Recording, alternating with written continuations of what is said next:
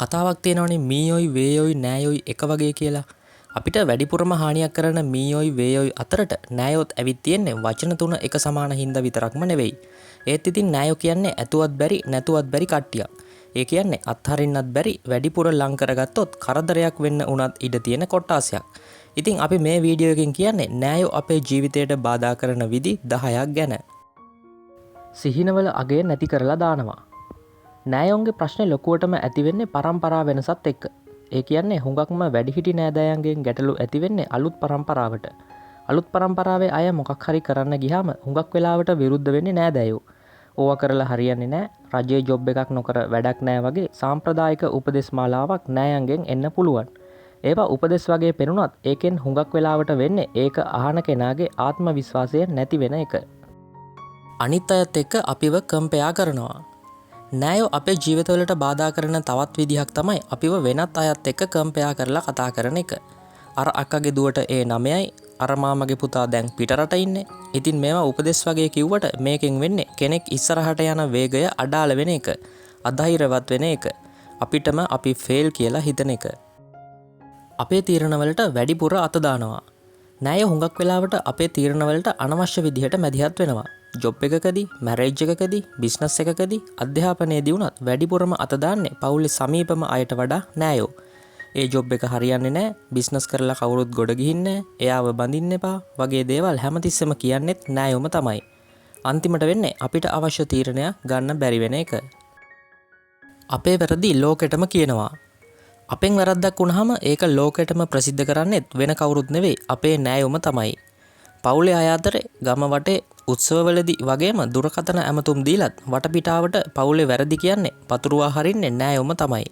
ඒකෙන් වෙන්නේ අපේ ඉමේජ් එක කඩා වැටෙන එක. අපේ සාර්ථකත්වය පේන්නේ අඩුවෙන්. අපේ අඩුපාඩු ගැන හොඳට විවේචනය කළාට අපි සාර්ථක වුණාම නම් ඒවා නෑයන්ට පේන්නේ හරිම අඩුවෙන්.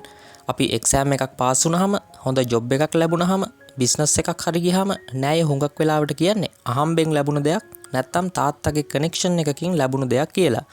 අපේ මහන්සියෙන් ගත්තා කියලා අගය කරන්න නෑයන්ගේ දිව නැමෙන්නේ නෑ. අපේ හිතේ බොරු බියක් ඇති කරනවා. නෑයෝ අපේ ජීවිතවලට බාධා කරන තවත් විදිහක් තමයි අපේ හිතේ බයක් ඇති කරලා අපිව නවත්තන එක. ඕක වැරදි, ඔය වැඩේ කරන්න ගිහින් අමාරුවේ වැටෙයි, ඔය විදිහට කරන්න බෑ වගේ කතා කියන අවස්ථා ඕන තරම් තියෙන්න පුළුවන්. මේක අවවාදයක් වගේ පෙනුනත් ඇත්තටම ඒකෙන් වෙන්නේ රිස්ක් එකක් ගන්න බය වෙන විදිහට අපේ හිත වෙනස් වෙන එක. කේලම් කියලා සම්බන්ධතා නැති කරනවා. ලංකාවේ නෑයෝ හොඳටම කරන දෙයක් තමයි ගොසිප් හදලා සම්බන්ධතා කඩන එක. මට අහන්න ලැබුණා, මට ආරංචි වුණා කියලා පවුල් අතර සම්බන්ධතා, ආදර සම්බන්ධතා, මිතුරු සම්බන්ධතා ඕන එකක් කඩලා දාන්න නෑයන්ට පුළුවන්.